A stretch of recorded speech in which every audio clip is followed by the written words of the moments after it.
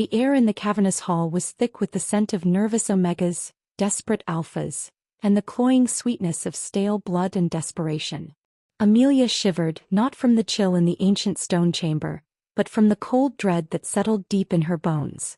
She was number 74, an omega, and tonight she was for sale. Her gown, a flimsy piece of rough-spun linen, did little to hide the bruises that marred her pale skin, souvenirs from the rogue pack that had captured her.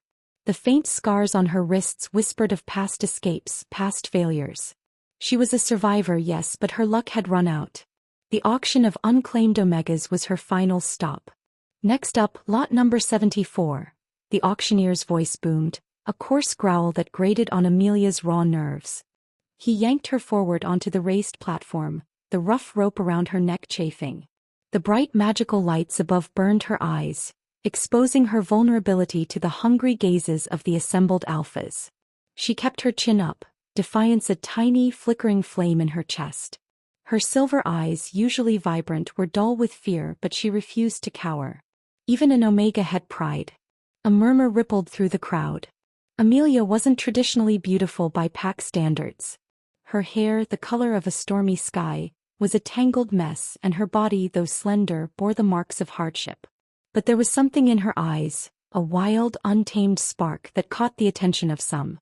A strong breeding omega, clearly resilient, the auctioneer crowed, grabbing a fistful of her dark hair, forcing her head back to display her blemish-free neck, a symbol of her potential fertility. Look at those hips. A warrior's lineage, despite her low rank. Amelia's stomach churned. Breeding omega. That's all she was to them. A vessel. Bidding started low, a trickle of hesitant offers. She listened, detached, as her fate was weighed against gold and favors. She'd heard stories of omegas bought for meager sums, only to endure lives of servitude and abuse. Her heart ached for the freedom she had once cherished, the open skies, the quiet solitude of the forest.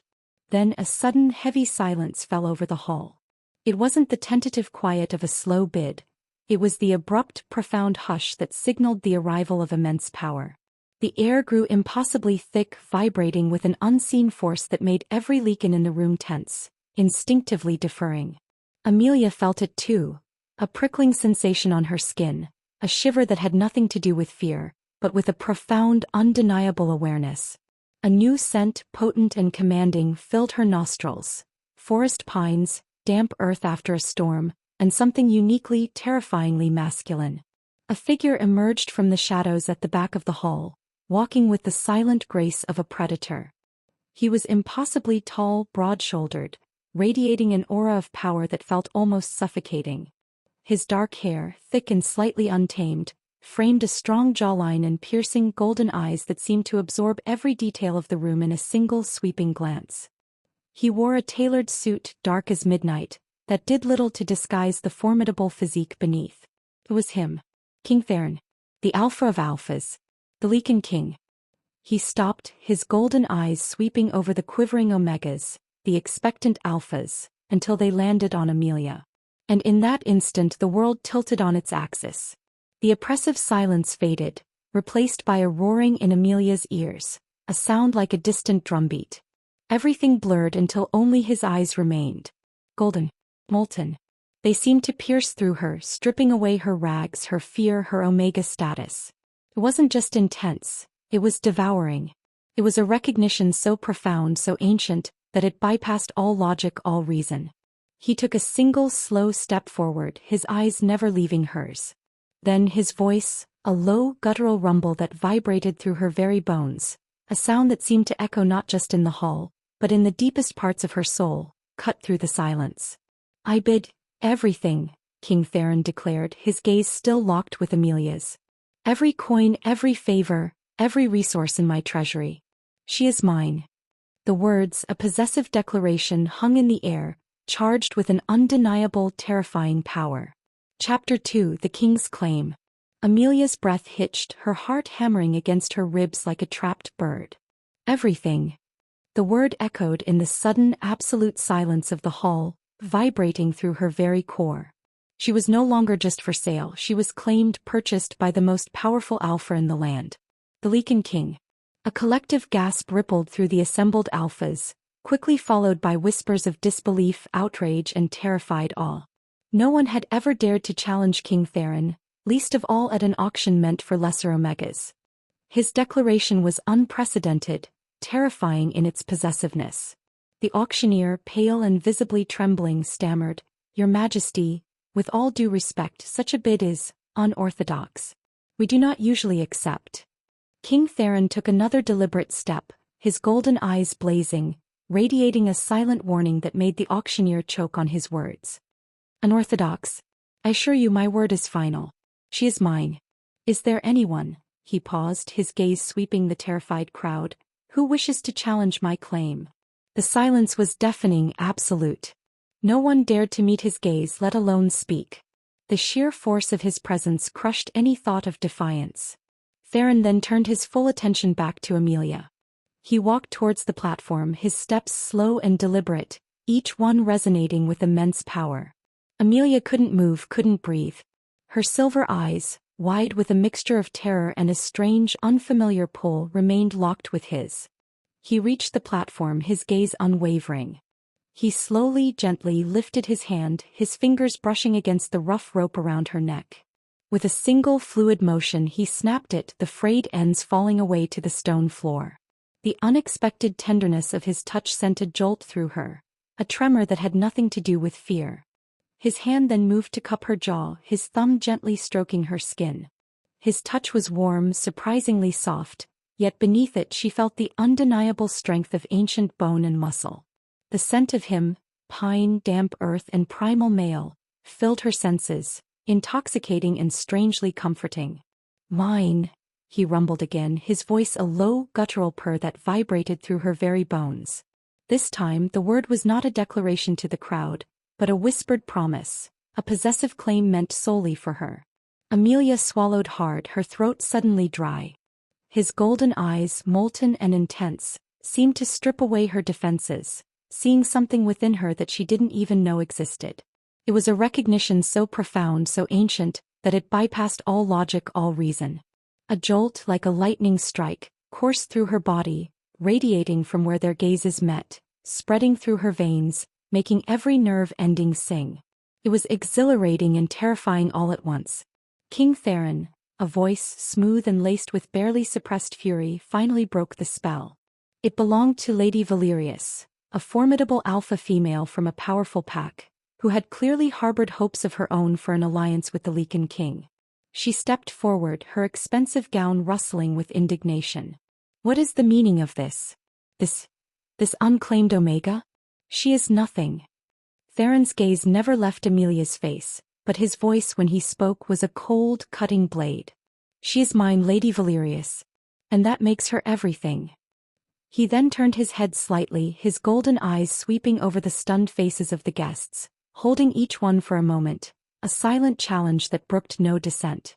"No one touches what is mine. No one questions my choice. She will be treated with the respect due to the mate of the Lycan King." The unspoken threat hung heavy in the air. The Lycans exchanged uneasy glances. The message was clear. Challenge his mate, challenge the king. And challenging the Lycan King was a path to self-destruction. Amelia, caught in the eye of the storm, felt her knees threaten to buckle. Mate? Her? An Omega? A survivor? A cast-off? This wasn't just a twist of fate. It was a cosmic joke, a cruel, beautiful deception. She was nobody. She had no power, no lineage, no understanding of this hidden world that had just violently collided with hers. She looked into his golden eyes again, searching for answers, for a clue that this was all a grand, elaborate prank. But what she saw was unwavering certainty, a fierce possessiveness, and something else, a deep, resonant joy that seemed to emanate from him. Her destiny, she realized with a horrifying, exhilarating jolt, had just been irrevocably rewritten. And she had absolutely no say in the matter. Chapter 3: The Cage of Silk. Amelia was whisked away from the auction hall in a blur of motion, not by force, but by a powerful silent alpha who moved with the grace of a shadow, Theron. He never released her hand, his touch a constant anchor in the storm of her confusion. She was led through opulent corridors, past guards who bowed low, their deference a stark contrast to the disdain she had always received. They arrived at a private suite, a space so grand it made the auction hall seem like a hovel. Silk tapestries adorned the walls, velvet furniture beckoned, and a roaring fireplace cast dancing shadows across a massive four-poster bed. Yet even in this haven of luxury, the air thrummed with unspoken tension. Theron finally released her hand, though his golden eyes continued to track her every movement. He moved to a small bar, pouring 2 glasses of amber liquid. "Drink this," he commanded, handing her one. "It will calm your nerves." Amelia took a tentative sip. It was potent, a fiery liquid that warmed her from the inside out, sending a dizzying wave through her. She gasped, then coughed. Theron chuckled, a deep, resonant sound that vibrated through the silent room. "Careful, little Omega. It's strong." "Omega," she repeated, the word a bitter taste in her mouth. She met his gaze, defiance flickering. "Is that what I am to you? A trinket you purchased?" His smile vanished, replaced by a thoughtful expression. He moved closer, his proximity filling the air with his unique scent, making her senses swim. He reached out, his fingers gently brushing a stray strand of hair from her face. "You're my mate, Amelia. That is what you are to me. The Omega part, it is merely what you were." "Mate?" she scoffed, a raw, painful laugh escaping her. "You don't even know me. You saw me on an auction block, King Theron. You saw a piece of property." "I saw you," he corrected, his voice low and firm, his golden eyes unwavering. "I recognized you. The bond is undeniable, Amelia. It is a connection woven into the very fabric of our being, strengthened by ancient magic, by the moon itself. It called to me the moment I entered that hall." Amelia stared, speechless. Bond. Recognition. She had heard the whispers among other lichens about fated mates, but always dismissed them as romanticized lore. It certainly never applied to an Omega like her. "But I don't feel anything like that," she lied, the truth a searing heat in her chest. She had felt it, a profound connection that both terrified and thrilled her. But admitting vulnerability was dangerous. He seemed to see through her lie, a knowing glint in his eyes. "You will, little one," he murmured, his gaze dipping to her lips. "You will." He then turned his head slightly, his golden eyes sweeping over the grand suite. "This is your home now, Amelia. My home. You are safe here. You are protected." Safe. Protected. The words had always been foreign to her. She had survived by being wary, by trusting no one. Now she was supposed to trust this powerful, enigmatic king who had bought her like a prize.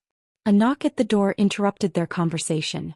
Theron's face immediately hardened, the easy affection replaced by the familiar mask of the powerful ruler. "Enter," he commanded.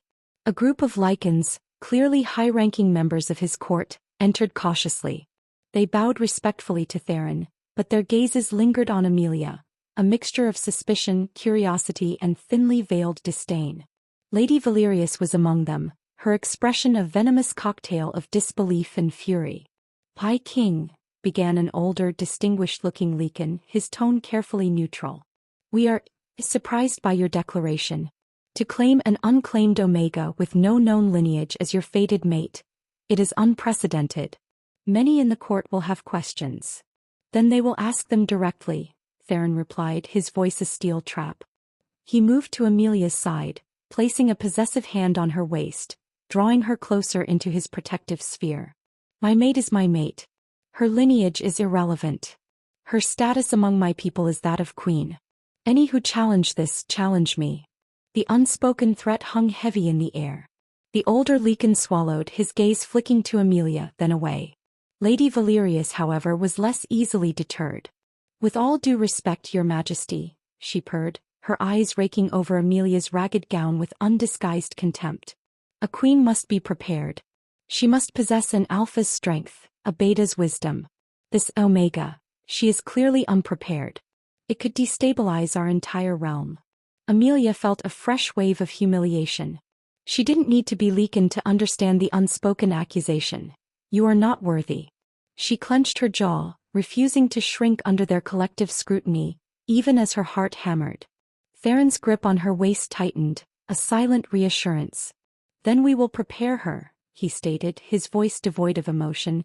yet radiating an undeniable authority. I will prepare her.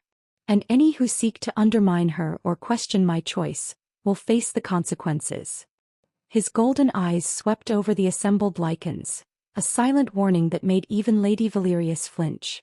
The lichens exchanged uneasy glances. The message was clear. Challenge his mate, challenge the king. And challenging the Lichen King was a path to self-destruction. Amelia, however, felt a cold dread settle in her stomach. His protection was a shield, but it also painted a target on her back. This new reality was not just about finding her mate. It was about navigating a treacherous court, filled with those who would clearly rather see her gone. Her journey had only just begun. Chapter 4: The Wild Heart's Echo. The days that followed were a bewildering whirlwind. Amelia found herself ensconced in luxury, yet felt more caged than ever. The rough linen gown was replaced by exquisite silks and velvets, designed to flatter and conceal. Her bruised skin was tended by silent, efficient attendants who moved with an air of respectful distance. The food was divine, served on fine china, but she ate alone in the vast dining room, the silence amplified by her solitude. Theron visited her frequently, often late at night after fulfilling his kingly duties.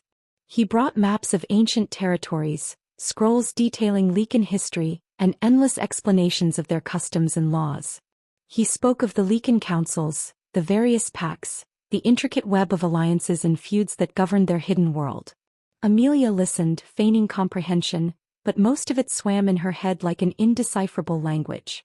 It was a world of moon cycles, shifting forms and primal instincts, utterly foreign to her own, a world that she, as a mere Omega, had never been privy to.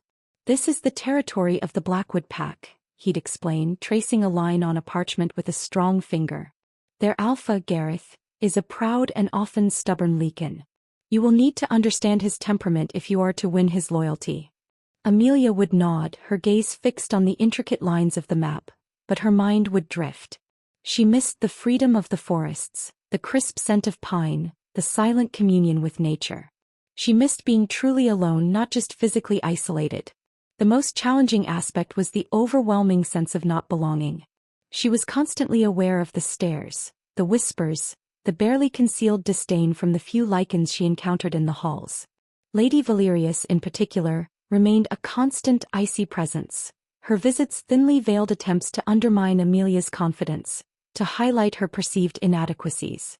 "My king, surely the queen requires lessons in comportment," Valerius would often remark, her eyes sweeping over Amelia's still human form with a condescending pity. "Perhaps a tutor in Lichen etiquette? It is a complex subject not easily grasped by outsiders." Theron, ever her protector, would cut her off with a sharp look. "Amelia will learn at her own pace, Valerius. And under my guidance." But even his protection couldn't erase the feeling of being judged, found wanting. Amelia would retreat to the solitude of her suite, gazing out the window at the distant forest, a poignant reminder of the wild life she'd lost. She felt like an exhibit, a curiosity placed under glass for observation. One afternoon, unable to bear the confinement any longer, Amelia found a servant entrance and slipped outside, her heart hammering with a desperate need for fresh air. She found herself in a sprawling, manicured garden, a verdant sanctuary that seemed to stretch for acres. The scent of roses and damp earth filled her lungs, a welcome change from the stale, opulent air of the palace. She wandered, following a winding stone path, until she stumbled upon a secluded grotto. A waterfall tumbled into a clear, shallow pool, surrounded by ancient, moss-covered stones. It was beautiful, peaceful. For a moment she allowed herself to forget her new reality, to simply breathe. Then a low growl echoed from the shadows. Amelia froze, her blood turning to ice. A massive wolf, sleek and black as midnight, emerged from behind a cluster of ferns. Its eyes, burning gold, fixed on her. It wasn't just a wolf. It was a Lichen in its animal form, a creature of raw power and untamed wildness. She recognized the eyes instantly. "Theron." He padded towards her, slowly, deliberately, his powerful frame radiating an almost hypnotic grace. He stopped mere inches from her, his breath warm against her cheek. She could feel the ripple of muscles beneath his thick fur, the latent power held in check. He was magnificent, terrifying, and utterly captivating. "Theron," she whispered, her voice trembling. He nudged her hand with his nose, then licked her palm, a rough, surprisingly gentle gesture that sent a jolt of warmth through her. It was a primal connection, a silent affirmation that transcended words. In this form he seemed less king and more simply Theron, her mate. He then lowered himself to the ground, laying his massive head in her lap, his golden eyes gazing up at her with an expression of profound affection and a hint of something else, a deep, primal need. In this moment, stripped of the trappings of kingship, he was simply a wolf, her wolf. Amelia tentatively reached out, her fingers sinking into his thick, soft fur. It was an instinctive act, a natural response to his silent plea for contact. As she stroked his head, feeling the warmth of his body against hers, a sense of calm, of belonging finally settled over her. The gilded cage, the whispers, the fear, they all receded. In this intimate moment, nestled in the heart of the king's wild essence, Amelia felt a fragile spark ignite within her. Perhaps, just perhaps, this world wasn't entirely devoid of solace. Chapter 5. The Alpha's Hunger. The encounter in the grotto cracked open a door within Amelia, a door she had kept firmly shut for years.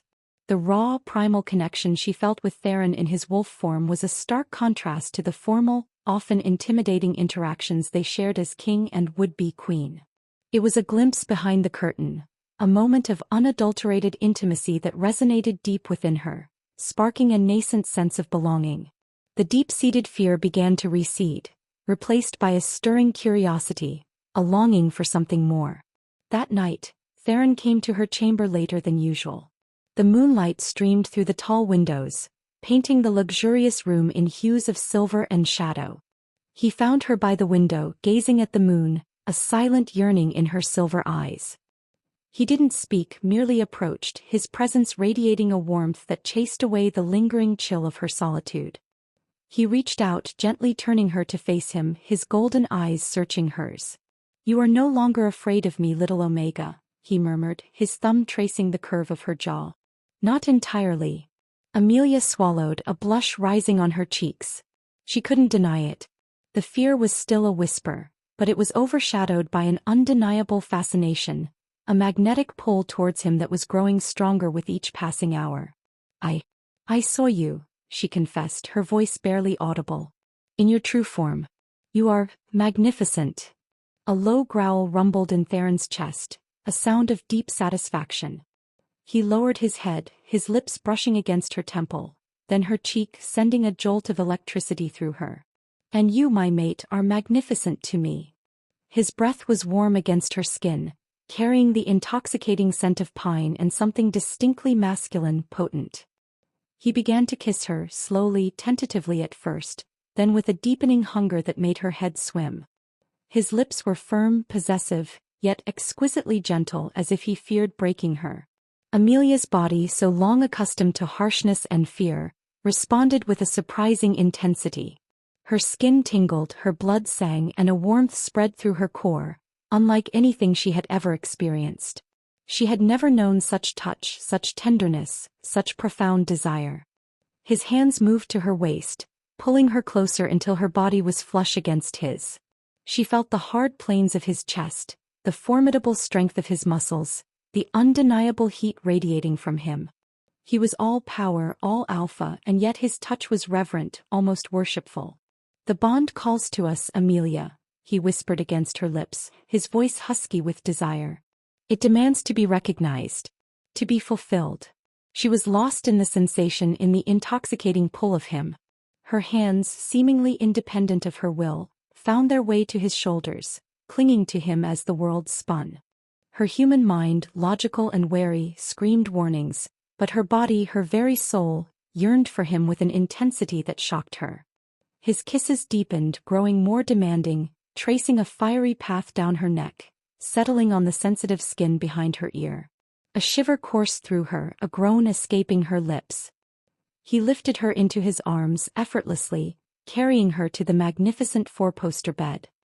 He laid her down gently, his golden eyes never leaving hers, burning with a hunger that mirrored her own burgeoning desire. He shed his clothes with practiced ease, his powerful body honed by centuries of Lycan strength, revealed in the moonlight. He was flawless, breathtaking.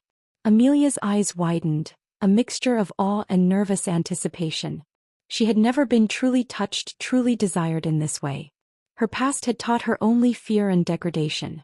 But in Theron's gaze she saw only reverence, only hunger, only love. He leaned over her, supporting himself on his forearms, his dark hair falling around his face. His golden eyes, molten with desire, met her silver ones. "Do you understand what this means, Amelia?" he asked, his voice a low, primal rumble.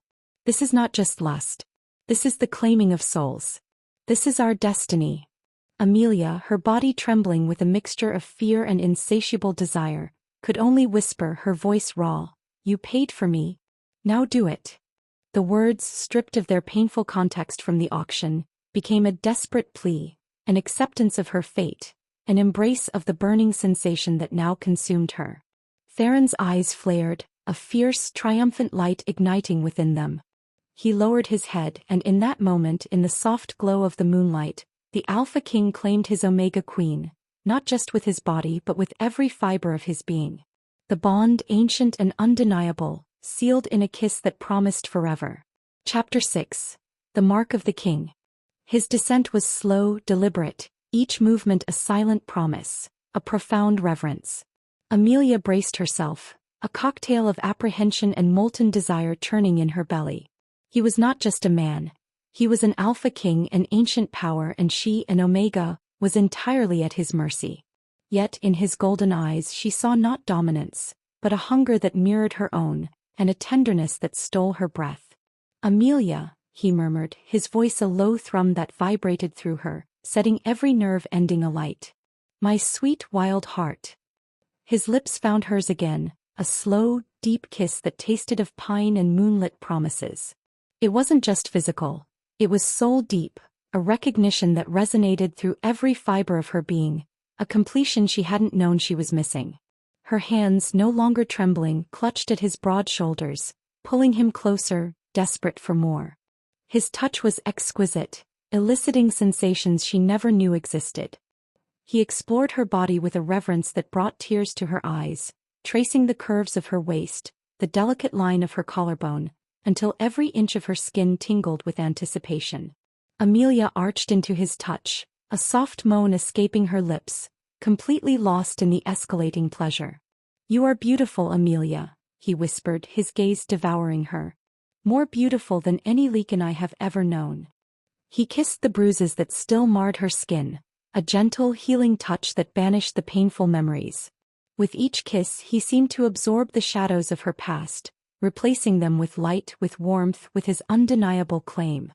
Then his gaze settled on her neck where the rope had chafed, where her scent gland lay unprotected. Her heart hammered with a sudden, fierce anticipation. She knew what this meant, the ultimate declaration, the final claim. "The bond demands it," he rasped, his eyes burning gold, a hint of his wolf gleaming in their depths. "My mark. My claim. So all will know you are mine and I am yours." Amelia nodded, her breath caught in her throat. Fear was a distant memory, replaced by an immense yearning, of fierce pride. She wanted his mark. She wanted to be truly claimed, irrevocably bound to this powerful, tender king. He leaned in, his warm breath fanning her neck. She felt the subtle shift of his jaw, the lengthening of his canines, a prickle of anticipation that was almost painful in its intensity. Then a sharp, exquisite bite.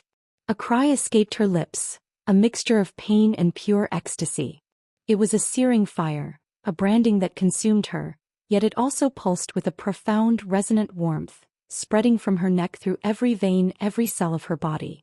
It was a fusion, a melding of their essences, a binding that transcended the physical. The bite healed almost instantly, leaving behind not a wound, but a tingling heat and a powerful, almost palpable connection to Theron. She could feel him, truly feel him now, his emotions echoing in her own heart, his strength a steady current flowing through her. He pulled back slightly, his golden eyes filled with a primal satisfaction, a deep, possessive joy.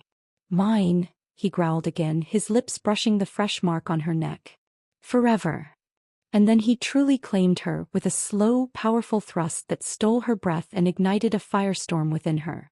Amelia cried out, clinging to him as their bodies fused, moving in an ancient rhythm, a dance of passion and power. Every stroke was a promise, every touch a revelation. The burning sensation was immense, overwhelming, consuming her completely. She met his thrusts with an equal fervor, her wild heart finally finding its mate, its alpha.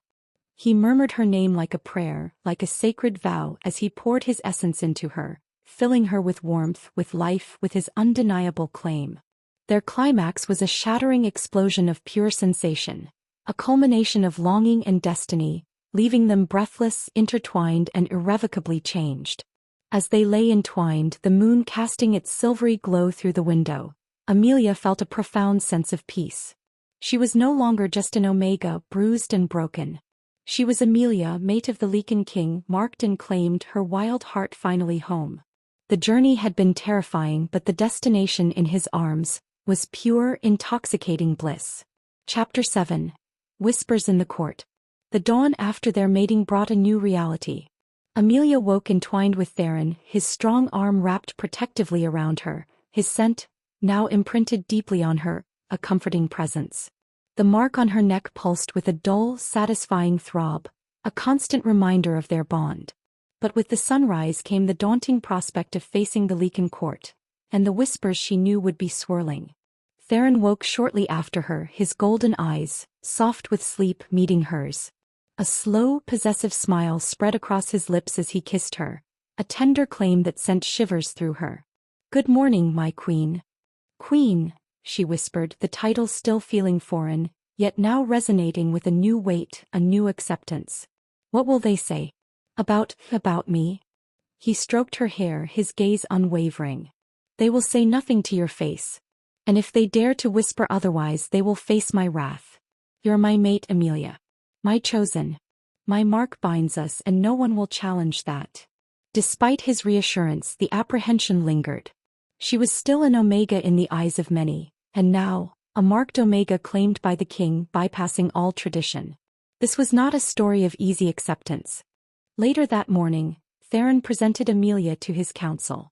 The tension in the air was palpable, thick with unspoken judgment and barely suppressed shock. Lady Valerius, in particular, looked as if she had swallowed a lemon, her face contorted with barely concealed fury. But when her eyes landed on the fresh, pulsing mark on Amelia's neck, her expression shifted to one of stunned defeat. The king's claim was absolute. Amelia kept her chin high, mimicking the regal posture Theron often displayed. She met their stares with a newfound courage, drawing strength from the steady presence of Theron's hand at her back, the constant hum of their bond. "My mate Queen Amelia will now join our discussions," Theron announced, his voice ringing with authority. "Her perspective, her insights will be valued. Treat her with the respect she deserves." The council members, though wary, bowed their heads in deference. Amelia knew it was for Theron's sake, not hers, but it was a start. She listened intently as they discussed pack matters, border disputes, and the growing concerns about rogue incursions. She understood little of the complex politics, but she observed, she learned, and she felt the stirrings of a new purpose. The real challenge came later, during a formal luncheon attended by many of the court's prominent lichens. The opulence of the dining hall felt suffocating, the clinking of silverware echoing the frantic beat of her heart. "So the king has finally claimed his Omega," a condescending voice purred, just loud enough for Amelia to overhear. It was Lady Seraphina, a sleek, calculating alpha female who was a close ally of Lady Valerius. "A pity, isn't it? Such a powerful alpha, bound to such common stock." Amelia felt a flush creep up her neck, her instincts screaming to lash out. But Theron's touch, a gentle squeeze on her knee under the table, reminded her of his earlier words. "You are my queen." She met Seraphina's mocking gaze, her silver eyes holding a defiant glint. "Common stock, perhaps, Lady Seraphina. But a stock the king himself deemed worthy. And a stock, I assure you, that carries a resilience you might find surprising." A ripple of surprise went through the nearby guests. Seraphina's smirk faltered, replaced by a flicker of annoyance. Theron, beside Amelia, gave a subtle nod of approval, a proud glint in his golden eyes. Later, as Theron escorted her back to their suite, he praised her. "You handled yourself with grace and strength, Amelia. You are learning to wield your power." "My power?" she scoffed softly. "I'm just an Omega. They see me as nothing more than a purchased trinket." He stopped, turning her to face him, his hands cupping her face. "You are not just an Omega, Amelia. You carry my mark. You possess a unique strength, a wild heart that even I, with all my power, do not fully comprehend. That is your power. And soon they will all see it." He kissed her then, a deep, possessive kiss that left her breathless, reminding her of the burning sensations that bound them. As he pulled her close, Amelia realized he was right. The whispers of the court might try to define her, but her true power lay not in rank or lineage, but in the undeniable bond with her king, and the wild heart he had awakened within her. The challenges were immense, but in his arms she felt ready to face them. Chapter 8. The Price of a Queen. The gilded cage that was Theron's palace began to feel less like a prison and more like a training ground. Amelia, spurred by the subtle slights and open disdain from some members of the court, began to immerse herself in her new role. She spent hours in the vast royal library, devouring every book on Lecan history, diplomacy, and law she could find. She might have been an Omega by birth, but she would be a queen by will.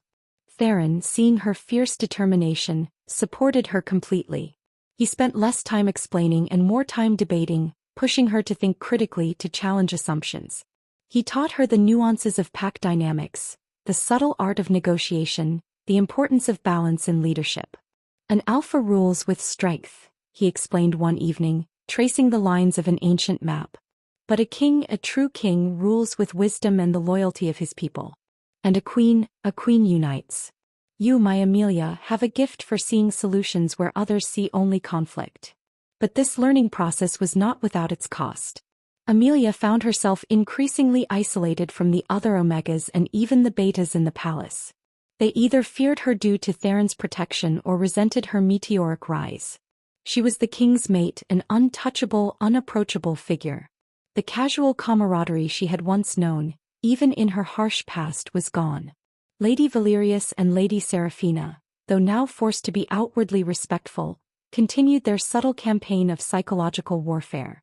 They would make pointed remarks about her lack of formal education, her rough manners, her inability to fully shift. "Such a pity the queen cannot fully embrace her Lecan heritage," Seraphina purred at a tea function, her gaze lingering on Amelia's hands. "The king must feel such frustration." Amelia felt a pang of resentment. It was true. Despite the profound bond with Theron, despite the Lecan blood now coursing through her veins from his mark, she still hadn't shifted. She felt the wolf within, a stirring, a wild yearning, but it remained just out of reach, a source of quiet anxiety. Theron, sensing her frustration, often found ways to soothe her. He would take her on private hunts in the vast royal forests, where he could shift into his magnificent black wolf form, and Amelia, though still human, could run alongside him, feeling the wind in her hair, the primal call of the wild. One such evening they were deep in the forest. Theron had just shifted, his powerful frame radiating freedom. Amelia watched him, a yearning ache in her chest. "I feel it, Theron," she whispered, her voice tinged with longing. "The wolf within me. It scratches. It wants to be free. Why can't I shift?" He nudged her gently with his massive head, then shifted back to his human form, pulling her close. "It will come, my mate. Your past, it has taught you to build walls. To protect yourself. The shift requires complete trust, complete surrender to your primal self.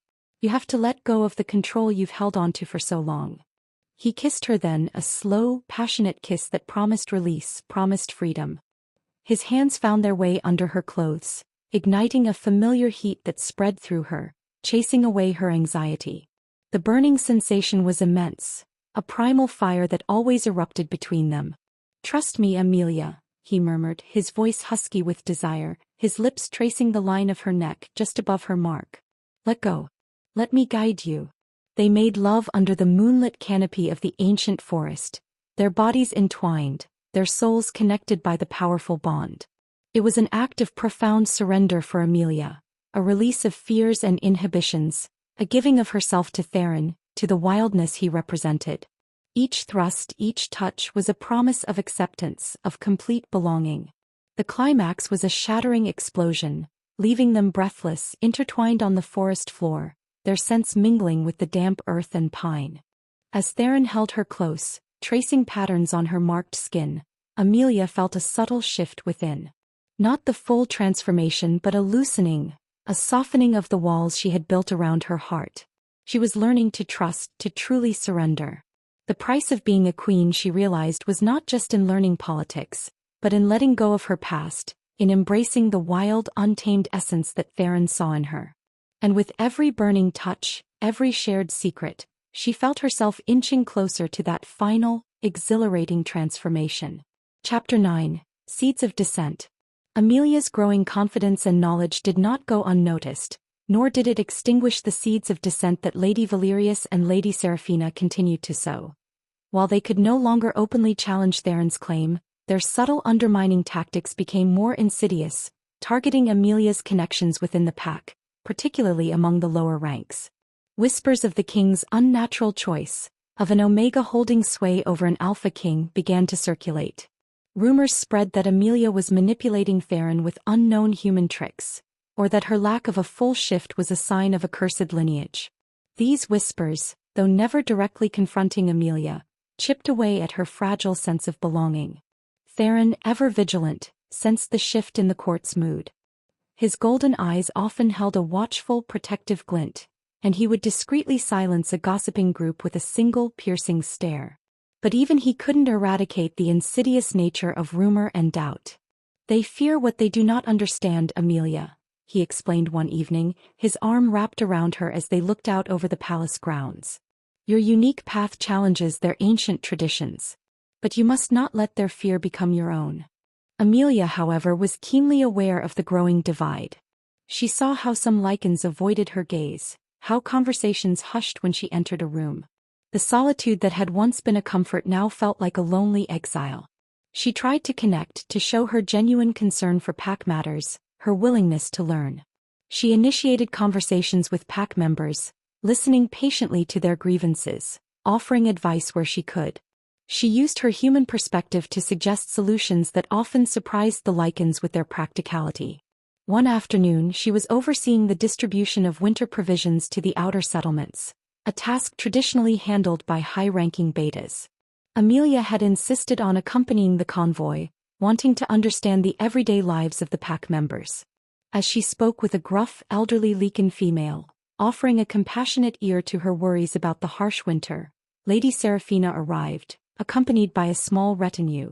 My, Seraphina purred, her eyes raking over Amelia's simple riding attire. "Plain commoner, are we, Queen Amelia? One would think royalty had more pressing duties than counting sacks of grain." Amelia straightened, her silver eyes meeting Seraphina's without flinching. "My duties include ensuring the well-being of all our people, Lady Seraphina. Even those you might deem common. Their strength is the king's strength and therefore mine." Seraphina's smile tightened, her eyes flashing with malice. "A noble sentiment. But perhaps you should focus on duties more suited to your station. Such as finally embracing your lichen form. Or does the king's mate truly lack the power to shift?" Her gaze dropped pointedly to Amelia's human hands. A gasp went through the nearby lichens. Seraphina had struck a nerve, exposing Amelia's deepest insecurity, hinting at a fundamental flaw in the king's choice. Amelia felt a surge of cold fury, a familiar frustration mixing with a desperate desire to prove her wrong. The wolf within her clawed, snarled, wanting to tear apart the taunting Alpha. Before Amelia could retort, Theron's voice, cold and dangerous, cut through the tension. He had arrived silently, his presence suddenly looming over Seraphina. "Lady Seraphina," he stated, his golden eyes blazing with barely suppressed rage. "Your words are a challenge to my mate. And therefore a challenge to me." Seraphina visibly flinched, her bravado dissolving under his fierce gaze. "Your Majesty, I meant no disrespect, merely concern for our queen's progress." "Her progress is her own," Theron growled, his hand possessively on Amelia's back. "And her power is undeniable. Perhaps you should concern yourself with your own loyalty, Lady Seraphina, before you question that of your queen." His unspoken threat hung heavy in the air, a clear warning. Seraphina bowed stiffly, her face pale, and retreated with her entourage. Amelia felt Theron's warmth, his strength flowing through their bond, calming the raging wolf within her. But even his unwavering protection couldn't erase the hurt, the doubt that Seraphina's words had stirred. The seeds of dissent had been planted, and Amelia knew that until she could fully embrace her Leakin self, until she could shift, they would continue to fester, threatening to undermine her claim and destabilize their realm. The pressure was immense, the burning desire to prove herself growing with every passing day. Chapter 10: The Moon's Call and a Secret Past. The taunts of Lady Seraphina had struck a raw nerve, fueling Amelia's desperate desire to shift. The wolf within her, once a quiet stir, now clawed at her skin, a restless, primal energy demanding release. She spent hours alone in the palace gardens, meditating, focusing, trying to connect with that elusive part of herself. Theron, sensing her struggle, dedicated himself even more to her. He taught her ancient Leakin chants, sacred rituals meant to align a Leakin with the moon's power. He encouraged her to spend time in nature, feeling the pulse of the earth, listening to the whispers of the wind. "Your wolf is magnificent, Amelia," he murmured one evening, holding her close as the full moon cast its silvery glow through their bedchamber window. "It is just waiting for your permission. Waiting for you to shed the last vestiges of your human fear, to truly embrace your wild heart." But it was more than just fear, Amelia knew. There was something else, a hidden blockage, a secret part of her past that she hadn't dared to share with Theron, a trauma so deep it had become a part of her very essence. It was a lock on the door to her wolf. As the next full moon approached, the pressure mounted. The court, aware of her struggle, watched with bated breath. Whispers of a broken bond and an incomplete queen began to circulate again, subtly encouraged by Valerius and Seraphina. Theron, seeing her distress, decided to take a drastic step. He led her deep into the ancient royal forest, to a sacred clearing bathed in moonlight, a place where generations of Leakin royalty had undergone their first shift. "Tonight, Amelia," he declared, his golden eyes burning with conviction, "you will shift. I will be with you. You must only trust the bond, trust yourself." He stripped off his clothes, shifting into his magnificent black wolf form, his fur gleaming under the moon. He nudged her gently, a silent invitation to let go. Amelia stood there, trembling, her heart pounding. The moon's pull was undeniable, a powerful, intoxicating force that seemed to tug at her very soul. The wolf within roared, demanding release, desperate to run free. But a terrifying memory flashed through her mind. A dark forest, rough hands, the burning shame of her capture by the rogues, the humiliation of being an Omega, powerless. The same memory that had made her build her walls, that made her cling to control. She closed her eyes, tears pricking her eyelids. "I can't," she cried out, her voice raw, laced with a pain she had hidden for so long. "I can't let go. I'm afraid." Theron shifted back to his human form, his face etched with concern. He pulled her into a fierce embrace, holding her tightly. "Afraid of what, my love? Tell me." And in that moment, under the ancient, watchful moon, Amelia finally broke. The dam of her hidden trauma burst. She confessed everything. The brutality of the rogues, her constant struggle to survive, the deep-seated fear of losing control, of becoming vulnerable again, of being seen as weak, as just an Omega. "When they caught me," she choked out, tears streaming down her face, "I felt so powerless. They saw me as nothing. And the thought of letting go, of being so exposed, it terrifies me. What if I can't protect myself? What if I'm still just a broken Omega?" Theron held her, letting her tears soak his shirt, his powerful body shaking with repressed rage at her past tormentors. When she finished, he pulled back, cupping her face, his golden eyes blazing with a fierce love. "You are not broken, Amelia," he declared, his voice a low, primal rumble that vibrated through her. "You are the strongest Leakin I have ever known. You survived. You fought. And you carried that strength, that resilience into my world." He kissed her then, a deep, soul-searing kiss that infused her with his power, his unwavering belief. His hands slid down her body, igniting a familiar burning sensation that now felt like reassurance, like healing. He began to shed her clothes, his movements slow, deliberate, each touch a promise of acceptance, of unconditional love. "Tonight," he whispered, his lips tracing the line of her mark, You will not shift alone. You will shift with me in me. I will be your anchor, your strength, your safe harbor. You will surrender not to fear but to our bond, to our love. And in doing so you will finally set your wild heart free. He laid her down on the soft forest moss, the moonlight illuminating their entwined bodies. As his body pressed against hers, the burning sensation that flared between them was not just passion. It was a profound merging, a healing touch. He entered her slowly, powerfully, his thrusts a rhythm of ancient love and profound trust. Amelia clung to him, meeting his intensity with an equal fervor, her spirit opening, surrendering not to weakness, but to the intoxicating strength of their bond. Their climax was a shattering explosion under the full moon, a release that transcended physical pleasure, reaching into the deepest parts of her soul. And in that moment, as their essences intertwined, something shifted within Amelia. Not yet the full transformation but a profound loosening, a breaking of the final lock. The wolf within stirred, no longer scratching but stretching, ready to emerge. The secret of her past, once a cage, was now the key to her freedom, unlocked by the Alpha King who loved her. Chapter 11. The First Shift. The confession, raw and ripped from the deepest parts of her soul, left Amelia feeling hollowed out, yet strangely light. Theron's powerful acceptance, his declaration of her strength, was a balm on a wound she hadn't known was still bleeding. As their bodies joined in a cataclysm of passion and profound trust under the full moon, the final lock on her inner cage shattered. The climax was not an ending but a beginning. A searing, white-hot energy erupted from the base of her spine, a power unleashed by their absolute union. It surged through her, a wildfire of pure, primal force. Amelia cried out, her body arching off the soft moss, her fingers digging into Theron's powerful back. It was a pain so intense it bordered on ecstasy. "Theron," she gasped, her voice a raw, guttural sound she didn't recognize. "I am here, my love," he grunted, holding her tight, his own body trembling with the sheer force of the energy flowing between them. "Do not fight it. Let it consume you. Become it." He was her anchor in the storm. As her bones began to creak, to shift, to realign with an agonizing crackle, she focused on the unwavering gold of his eyes, on the steady, powerful rhythm of his heart beating against hers. The scent of him, the feel of his skin, the pulsing heat of his mark on her neck. It was her reality, her safe harbor.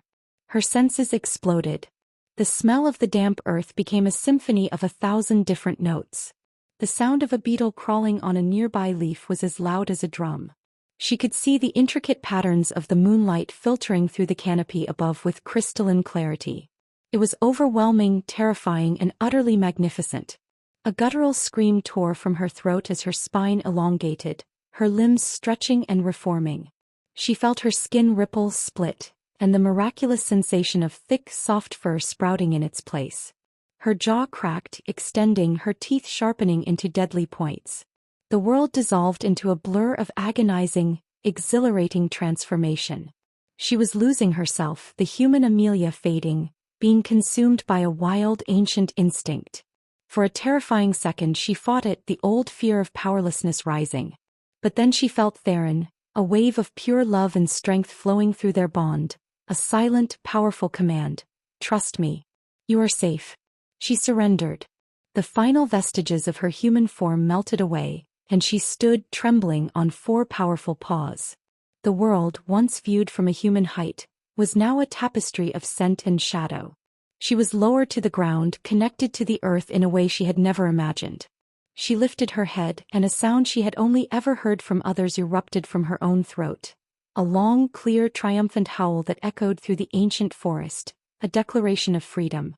Theron, who had shifted back into his own magnificent form, answered her call with a deep, resonant howl of his own. He padded toward her, a massive creature of midnight fur and molten gold eyes. He was no longer just her king, her lover. He was her alpha, her mate in the truest sense. She looked at her reflection in a still pool of water. A wolf stared back, smaller and more elegant than Theron, with a coat the color of a stormy sky, just like her hair. And her eyes, they were the same piercing silver, now glowing with an inner lunar light. She was beautiful. She was powerful. She was whole. He nudged her gently, a silent invitation. Tentatively at first, then with growing confidence she followed him. They ran, a blur of black and silver-gray under the full moon, their paws barely touching the ground. The wind sang in her fur, the scents of the forest filled her senses, and the sheer, unadulterated joy of it all was a feeling more potent, more intoxicating, than any pleasure she had ever known. She was free. Chapter 12. A Queen in Fur. The night was a symphony of newfound senses. Running beside Theron, Amelia felt as if she had been seeing the world in black and white and could now perceive a million shades of color. She learned the language of the forest not through books but through instinct. The flick of a rabbit's ear, the scent of a fox on the breeze, the subtle vibration of a deer's hoofbeats through the earth. It was all a part of her now. Their run was not just a run.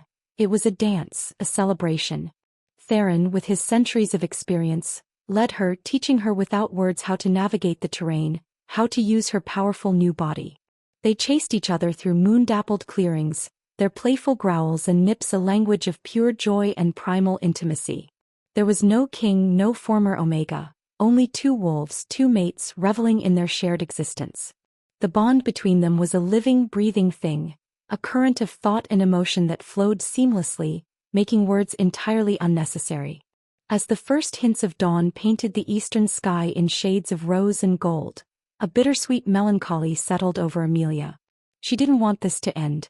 But Theron guided her back towards the palace, a silent promise in his golden eyes. They shifted back in the privacy of their royal suite, the transformation smoother this time, less agonizing. Amelia stood naked before the grand mirrors, her human body feeling strangely delicate, yet humming with a new latent power. The mark on her neck seemed to glow with a deeper intensity. She looked different. The fear was gone from her eyes, replaced by a calm, confident silver gaze that held the wisdom of the wolf. Theron came up behind her, wrapping his strong arms around her waist, his chin resting on her shoulder. "You are magnificent," he rumbled, his voice thick with pride and desire. "In any form." The news of her shift spread through the palace like wildfire. When Amelia walked into the great hall for the morning meal, a hush fell over the assembled court. It was not the tense, judgmental silence of before, but a silence of pure, unadulterated shock. Lady Valerius dropped her goblet, its clatter echoing in the cavernous room. Lady Seraphina's face, usually a mask of smug superiority, was pale, her eyes wide with disbelief and a flicker of genuine fear. They, like all lichens, could scent the change on her. She no longer smelled of just an Omega. She carried the potent, undeniable scent of a shifted wolf, an alpha female, a true queen, deeply and irrevocably marked by their king. Amelia walked with a new grace, a fluid, predatory poise she hadn't possessed before. She took her seat beside Theron, her back straight, her gaze sweeping over the court with a quiet authority that commanded respect. She met Seraphina's stunned gaze across the hall. The other she-wolf, who had built her power on mocking Amelia's perceived weakness, now looked small, her insults rendered utterly powerless. Amelia didn't need to say a word. She simply offered a small, slow smile, a smile that held the ghost of a predator's snarl. It was a silent, chilling promise that the rules of the game had just been irrevocably changed. The Omega they had scorned was gone. In her place sat a queen, and her reign was just beginning. Chapter 13. The Alpha's Challenge. Amelia's transformation sent shockwaves through the political landscape of the court. Her shift was undeniable proof of the bond's legitimacy, silencing the whispers of her being unnatural or cursed. The fawning respect from some was immediate, but from her detractors, it bred a new kind of desperate resentment. They could no longer attack her for being weak. Now they feared her strength. The first direct challenge came during a tense council meeting. The issue was a border dispute with a neighboring pack, led by the notoriously stubborn Alpha Gareth of the Blackwood pack, the very one Theron had warned her about. He was an old traditionalist who believed power should be absolute and that Omegas had no place in leadership. "High King," Gareth growled, his voice a low rumble of discontent as he addressed Theron. "My warriors are restless. We demand retribution for the incursions on our land. We must show strength." "Patience, Gareth," Theron countered, his voice calm but firm. "An all-out war would weaken us both, leaving us vulnerable to the growing rogue threat." Gareth sneered, his gaze flicking dismissively towards Amelia. "Perhaps your counsel has grown soft, my king." influenced by those who do not understand an alpha's way. The insult was clear. Before Theron's protective fury could erupt, Amelia held up a hand, a gesture of calm authority that surprised everyone, including Theron. "Alpha Gareth," she said, her voice clear and steady, devoid of the tremor it once would have held. "I understand your desire to protect your pack. It is an honorable instinct." Gareth looked taken aback that she had addressed him directly. "What would an Omega know of honor?" he scoffed. Amelia's silver eyes narrowed, a flash of the wolf within them. "I know that true honor lies not in reckless aggression, but in the wisdom to protect the future of your people. You speak of strength, but you propose a strategy of weakness. A war between our packs would spill blood needlessly and serve only to strengthen our true enemies." She rose, walking gracefully to the grand map on the wall. "You want retribution? There is a better way.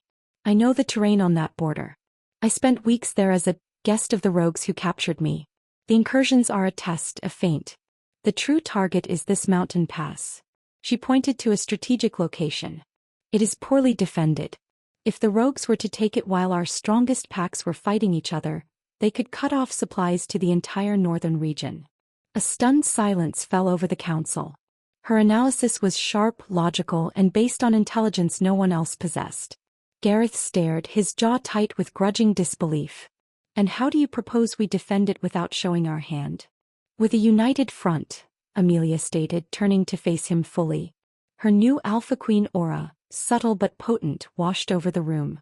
"The king will send a detachment of his royal guard, and they will fight alongside your Blackwood warriors. Not as separate packs but as one army under one banner. We will show the rogues not the strength of one pack, but the unbreakable power of a united kingdom." Her proposal was brilliant. It placated Gareth's need for action while reinforcing Theron's authority and demonstrating unity. Gareth, a warrior at heart, could not argue with the sound tactical logic. He looked from Amelia's determined face to his king, who was watching his mate with an expression of immense pride. "The Queen's strategy is sound," Gareth grumbled, the word queen tasting like ash in his mouth. It was a grudging admission, but it was a victory. Later that night, the adrenaline from the confrontation still humming in her veins, Amelia was pulled into Theron's fierce embrace the moment they entered their chambers. "You were magnificent," he growled, his lips crashing down on hers in a hungry, possessive kiss. The power play in the council room had ignited a fire between them. "My brilliant, fierce queen." The passion was explosive, a raw claiming. He tore at her clothes, she at his, their lovemaking a powerful, almost violent affirmation of their partnership. The steam rose not just from lust, but from the thrill of shared victory, from the immense burning sensation of two powerful souls uniting as one. As he took her against the wall, Amelia knew she had done more than win a debate. She had earned her place not just as Theron's mate, but as a leader in her own right. Chapter 14. Whispers of a Deeper Threat. With Alpha Gareth's grudging respect won and the border dispute temporarily resolved through her unified strategy, a period of calm settled over the court. Amelia's position was solidified. She was no longer a subject of debate but a recognized power, her counsel sought and her presence respected. The honeymoon period, as she wryly thought of it, had begun. She and Theron worked as true partners, ruling side by side, their bond the unshakable foundation of their reign. But the peace was fragile, a thin layer of ice over a dark, churning sea. While the internal political squabbles had subsided, the external threat Theron had warned of began to escalate with terrifying speed. Reports flooded the war room from the kingdom's borders. Rogue packs, once scattered and disorganized, were now attacking with a chilling coordination. They targeted supply lines, raided smaller settlements, and vanished like ghosts into the wilderness. Their attacks were not just for resources. They were brutal, designed to spread fear and chaos. Amelia and Theron spent long nights in the war room, surrounded by maps and scout reports. The work was grim, but it was in these moments that their bond shone brightest. They would debate strategy for hours, their minds working in sync, and then in the quiet, early hours of the morning, seek solace in each other's arms. The immense pressure of their duties only fueled the immense burning sensation between them, their passion a necessary release, a reaffirmation of life amidst the growing shadow of death. One night, Amelia was poring over a series of attack reports, a deep frown creasing her brow. Something is wrong here, she murmured, tracing a line across the map. These aren't random attacks. There's a pattern. They're avoiding our strongest patrols but hitting our weakest points with surgical precision. It's as if they know our patrol schedules, our weaknesses. A spy, Theron growled, his hand clenching into a fist. Someone within the court is feeding them information. The thought was a venomous one, turning the recent peace into a bitter lie. But Amelia sensed something more. Her Omega senses, now sharpened to a razor's edge by her shift, picked up on subtle details in the reports that the Alpha warriors had missed. A particular type of knot used to bind captives, a specific whistle used for signals, the scent of a rare, poisonous herb used on their arrow tips. It was all disturbingly familiar. A cold dread, a ghost from her past, began to creep up her spine. Theron, she said, her voice barely a whisper. This herb, the whisper root. I've smelled it before. The rogues who held me captive, their leader used it to poison his blades. Theron went rigid, his golden eyes blazing with a cold, murderous fury. The casual mention of her past trauma was like a knife to his possessive heart. He came to her side, placing a hand on the report, his knuckles white. Tell me everything you remember about this leader, Amelia. Every detail. The memories were painful, ones she had tried to bury. He was cruel, she began, her voice trembling slightly.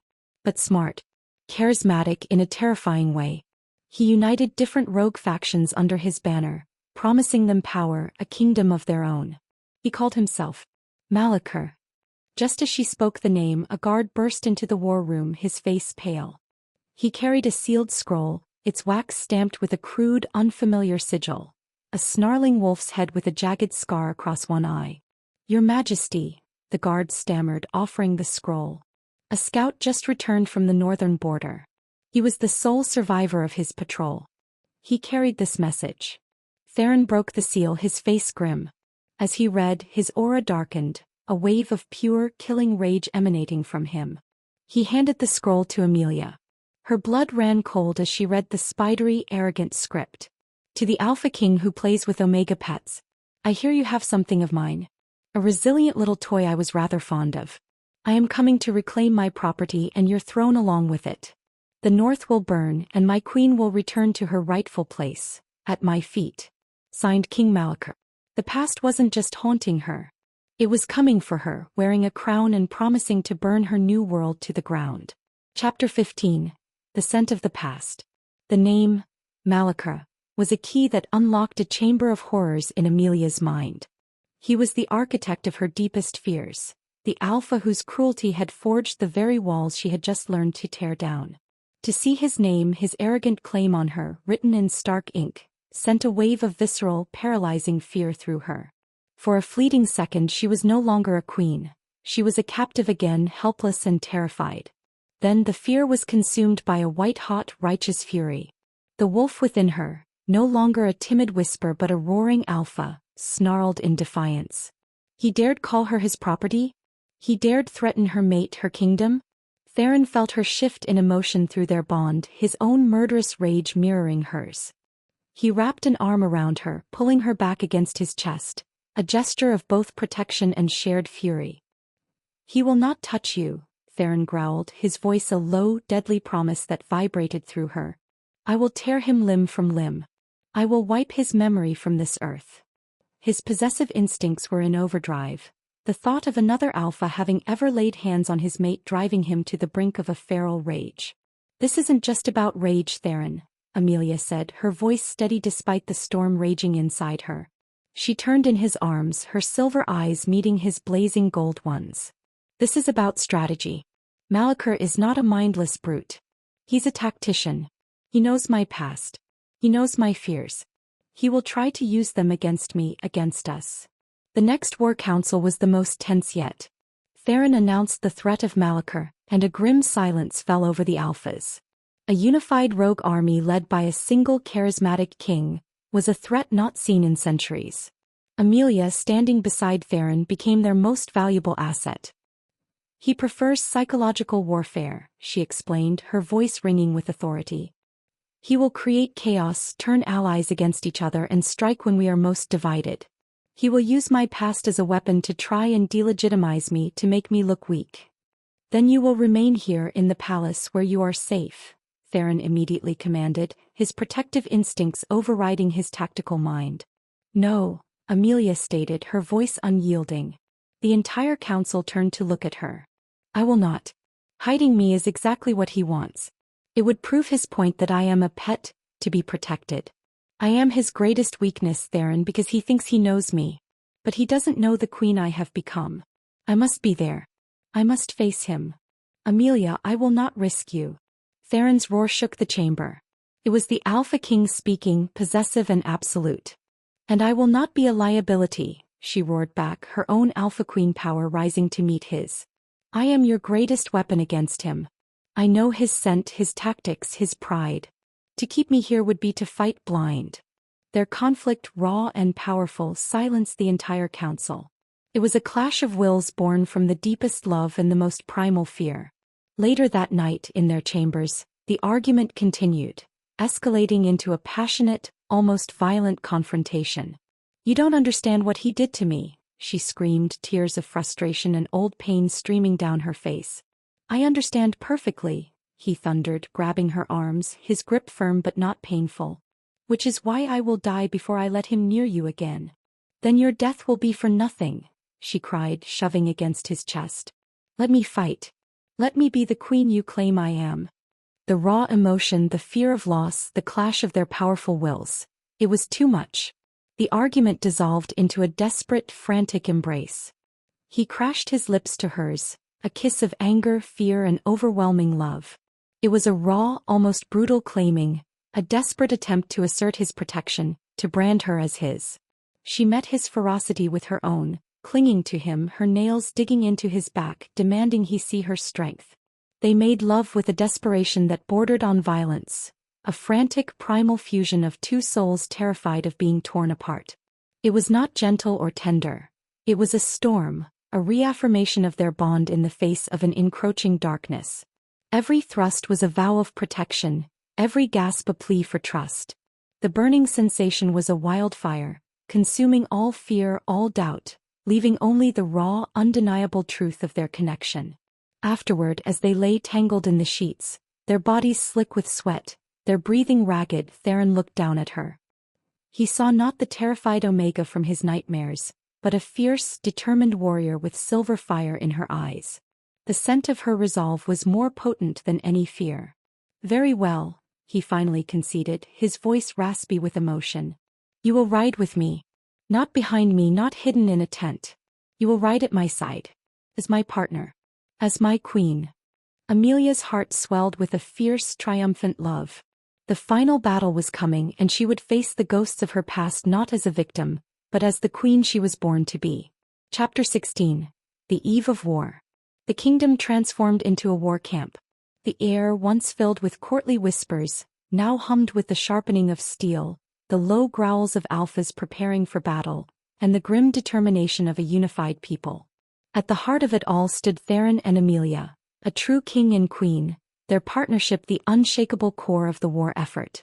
Amelia was no longer a student in the war room, she was a commander. She moved with a confidence that silenced any lingering doubt, her intimate knowledge of Malaker's tactics proving invaluable. She anticipated his feints, predicted his supply line attacks and organized defenses with a chilling precision that both impressed and unnerved Theron's most seasoned generals. Theron, in turn, put the full force of his authority behind her strategies, their synergy a powerful display of united leadership. The night before they were to ride north to meet Malaker's forces, the weight of the coming battle settled heavily upon them. The palace was quiet, the calm before a hurricane. Theron found Amelia on their balcony, staring out at the moon, her silver eyes reflecting its solemn light. He used to make his captives watch the full moon, she said quietly, her voice devoid of fear, now a simple statement of a grim fact. He said it reminded us of the power we could never have. He enjoyed breaking spirits more than bones. Theron came up behind her, wrapping his arms around her, pulling her back against the solid wall of his chest. He didn't offer empty reassurances. He simply held her, lending her his strength, his presence a silent vow. Tomorrow, he rumbled, his lips brushing her temple, you will show him the power he created. The queen he forged in his own fires. She turned in his arms, her gaze intense. There's one more thing. A weakness. Malachar is pathologically arrogant. He believes he is invincible, a god-king. He has a personal banner, a scarred wolf's head. He never enters a battle without it. He believes it's the source of his mystique, his power. If that banner falls, his men who follow him out of fear and promise of glory will see him as mortal. Their morale will shatter. Theron's golden eyes gleamed with a predatory light.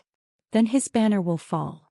Later, in the sanctuary of their chamber, the impending threat of loss stripped away all pretense. Words were inadequate. They communicated with touch, with a desperate, all-consuming passion. It was not a gentle lovemaking.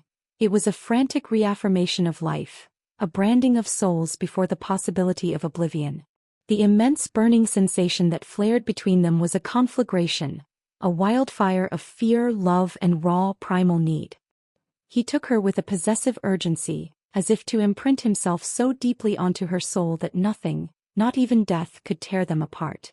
She met him with equal ferocity, her body claiming his, her nails scoring his back, a silent scream that he belonged to her. Their climax was a violent, beautiful collision, a moment of pure, blinding light in a world teetering on the edge of darkness. As they lay gasping in each other's arms, they knew this was more than just a battle for a kingdom. It was a fight for their very existence, for the future they had so desperately built together. Chapter 17: The Queen's Retort. The northern plains were a wind-swept, desolate landscape, the air sharp with the coming of winter and war. Theron's army, a unified force of royal guard and formerly rival packs like the Blackwood, stood as a grim, disciplined line. At its head rode Theron, a king radiating pure, controlled fury, and at his side Amelia. She wore fitted black leather armor, the silver wolf of their kingdom emblazoned on her chest. She looked every inch the warrior queen. Malachar's army was a stark contrast, a chaotic, seething mass of rogues, their energy a discordant hum of bloodlust and desperation. At their forefront was Malachar himself, larger than she remembered, his face a mask of cruel charisma, a jagged scar marring one eye. His gaze immediately found her, and a slow, possessive smirk spread across his lips. The battle began not with a clash of steel but with a poison of words. "Amelia." Malachar's voice boomed across the field, amplified by some dark magic. "I lost little Omega. Did you truly think this gilded cage could change what you are? You belonged to me. I found you, I broke you, I made you." A ripple of unease went through Theron's forces. Amelia felt hundreds of eyes on her. This was his first strike, aimed directly at her heart, at her legitimacy. She felt a phantom echo of the fear she once knew, a cold flicker in her gut. Then she felt the warmth of Theron's presence beside her, the steady thrum of their bond, and the snarling alpha wolf within her rose to meet the challenge. She urged her horse forward a few steps, her silver eyes locking with Malachar's. Her voice, clear and cold, carried across the plains, holding a power that stunned her own troops into silence. "You are mistaken, Malachar," she declared. "You did not make me. You merely revealed my strength. You showed me the very darkness I was destined to conquer. I'm not your Omega. I am queen of this land, and I have come to collect the debt you owe my people for their suffering." Malachar's smirk faltered, replaced by a flash of fury. He had expected a cowering victim, not a defiant queen. The battle erupted. It was a brutal, chaotic affair. Malachar's forces fought with a feral desperation, but Amelia's strategies held. She was a whirlwind on the battlefield, her movements fluid and deadly. She fought not with the brute strength of an alpha, but with a dancer's grace and a predator's cunning, her silver dagger a blur of motion. She pointed out weaknesses in the rogue lines, predicted flanking maneuvers, and her clear, commanding voice cut through the din of battle, rallying warriors who had once scorned her.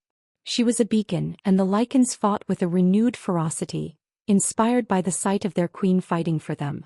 Theron was a force of nature, a whirlwind of black fur and righteous rage, but he never strayed far from her, their movements a deadly, synchronized dance. But Malachar was cunning.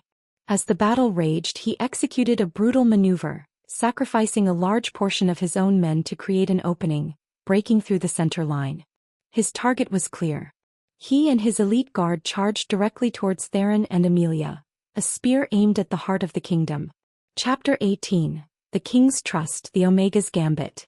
The battlefield devolved into a maelstrom of chaos as Malachor charged. Theron roared, his body beginning to shimmer, the urge to shift and meet the threat in his full, devastating wolf form overwhelming him. He would tear Malachor apart. No. Amelia's voice cut through his rage. It's a trap. He wants you to shift. He wants to isolate you, to turn this into a duel between alphas while his forces overwhelm us. He was right. Malachor's eyes were filled with a crazed glee. He wanted to prove his dominance by taking down the Leaken King in his most powerful form. It was a battle of ego, not of strategy. I have to protect you. Theron roared back, his protective instincts warring with his tactical mind. Then trust me, she screamed, her silver eyes pleading, yet filled with a fearsome resolve. Trust your queen. In that split second, Theron made the hardest decision of his life.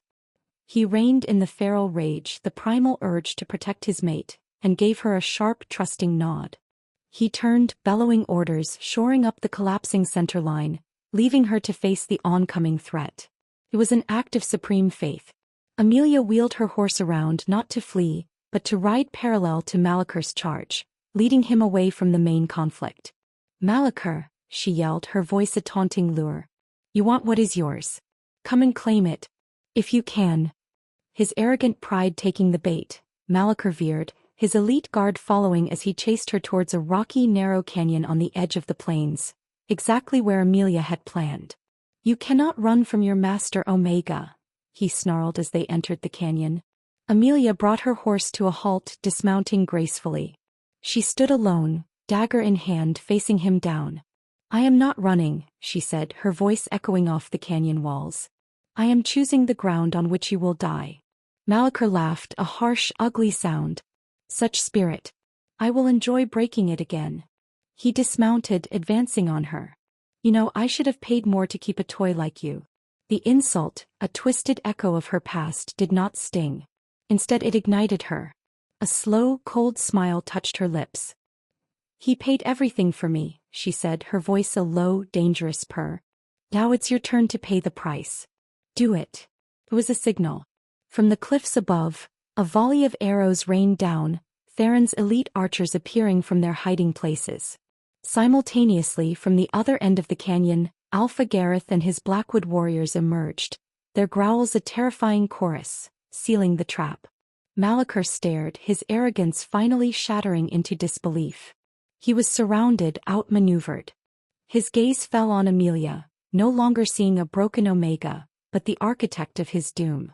With a final, desperate roar, he lunged at her. But she was ready. She sidestepped his clumsy attack, her silver dagger flashing, slicing across the ropes holding his personal banner to his saddle. The scarred wolf's head standard tumbled into the dust. A collective gasp went through his remaining guard. Their invincible leader's symbol of power lay defeated at a she-wolf's feet. Their morale shattered, just as she had predicted. The battle was over. Chapter 19. Judgment and a New Dawn. The defeat of Malachor's army was swift and absolute. With their leader captured and their symbol of power lying in the dirt, the rogues surrendered, their chaotic energy dissolving into fear.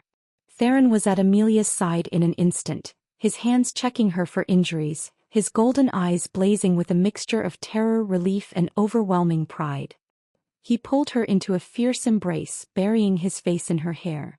You are the most brilliant, terrifying, magnificent she-wolf I have ever known, he murmured, his voice thick with emotion.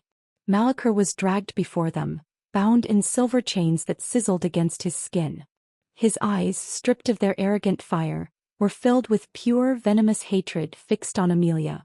Kill him, Alpha Gareth growled, his respect for Amelia now absolute. Let the traitor's blood water this soil. Theron's hand went to the hilt of his sword, his rage demanding vengeance for what this male had done to his mate. But Amelia placed a hand on his arm. No, she said, her voice calm and clear.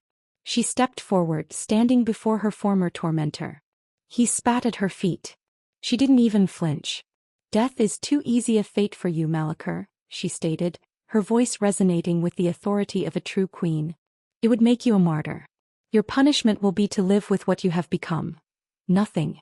You are hereby stripped of your name, your pack, your very identity as a Leaken.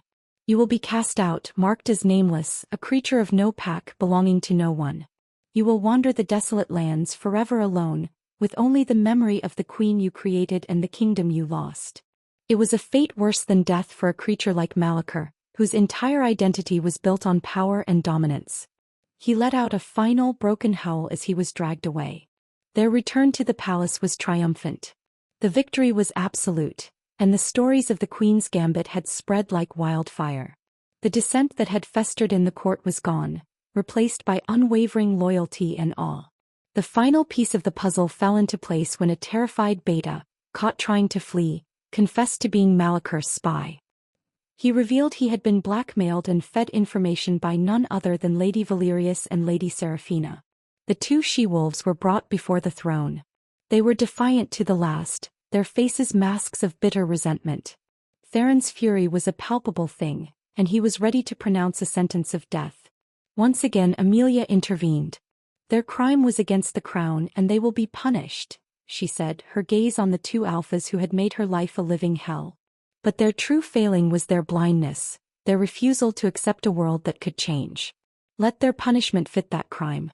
They will be stripped of their titles and sent to serve the northernmost pack, rebuilding the very settlements they helped in danger. They will live among the common stock they so despised, and perhaps one day, they will learn that a kingdom's strength is built from the ground up. It was a judgment of breathtaking wisdom and mercy. Valerius and Seraphina were led away, their power broken not by a sword, but by the grace of the Omega they had tried to destroy.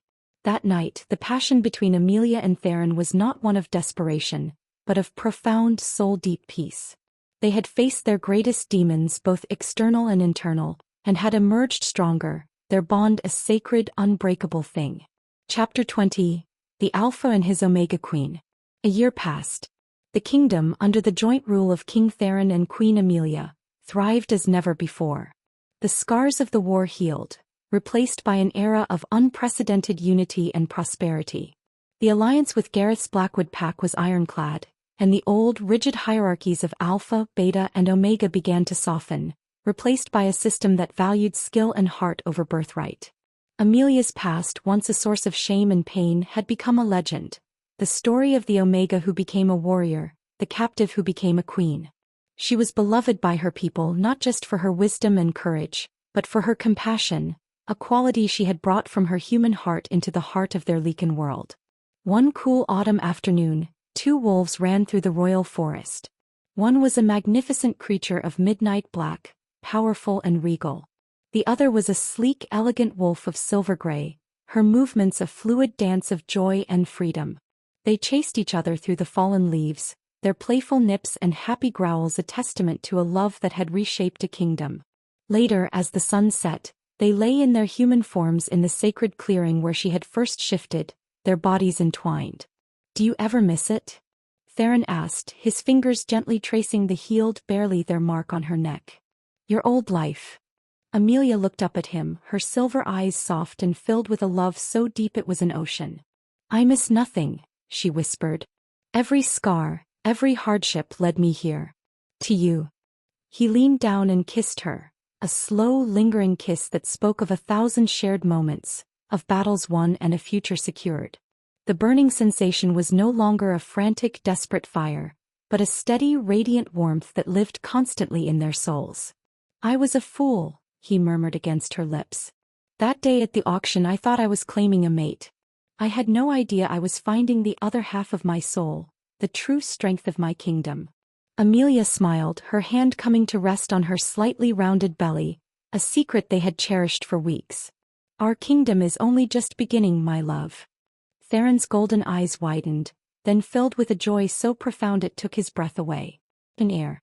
A new life forged from their impossible love, a symbol of the new world they had built together. He let out a low, reverent sound, a growl of pure, unadulterated happiness, and gathered her into his arms. He was the Alpha King who had paid everything for an Omega on an auction block. And she was the queen who had risen from the ashes of her past to claim not just a throne, but his heart, her own destiny, and the future of their people. Together they were a legend, their reign a testament to the idea that true power is not claimed by force, but forged in love, trust, and the untamable spirit of a wild heart finally set free.